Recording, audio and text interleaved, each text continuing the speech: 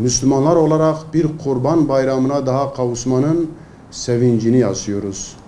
Bu günler ümmetin bir bütün olarak sevinci, kardeşliği ve birlikte hareket etmenin önemli bir kez daha kavradığı bir zaman dilimidir. Kurban kesmenin hayır ve bereketi yanında müminlerin haccı eda ettikleri günler olması bu bayramı daha da bir anlam hale getirmektedir. Hasta gerçekleşen bu buluşma İslam ümmetinin birliğinin ve kader ortaklığının en belirgin nişanesidir.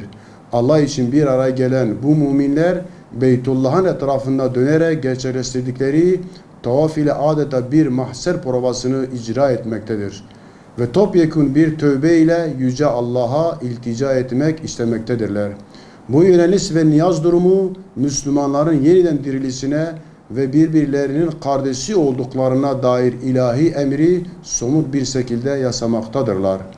Ne yazık ki bu bayram günlerinde dahi İslam beldelerindeki işgaller, Müslümanlara yönelik gerçekleştirilen katliamlar, ümmetin çocukları arasında acımasızca sergilenen kargasalar ve bu zulüm büyük bir gaddarlıkla sürdürülmektedir. Bu neticesinde ortaya çıkan göçler, parçalanmış aileler, yok edilen nesiller ve geleceği çalınan bütün bir insanlığın durumu içimizi kan ağlayarak izlemekteyiz. Mescid-i Aksa ve Filistinli Müslümanlara yönelik Siyonist işgalcilerin gerçekleştirdikleri terör faaliyetleri bizleri derinden yaralamaktadır.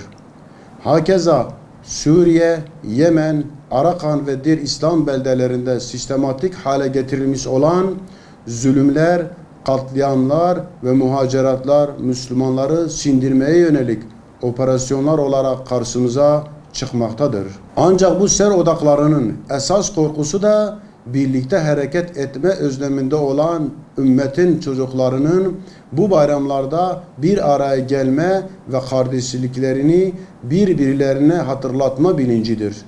İşte bu bilinç her bayramda olduğu gibi bu Kurban Bayramı'nda da bir kez daha kendisini göstermektedir.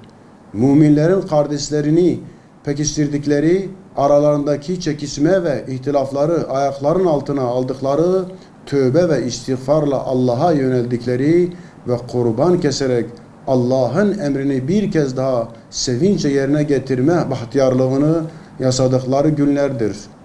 Peygamber Sevdaları Vakfı olarak bütün Müslümanların Kurban Bayramı'nı tebrik eder, huzur, kardeşlik duyguları içerisinde bu bayramı geçirmelerini niyaz ederiz.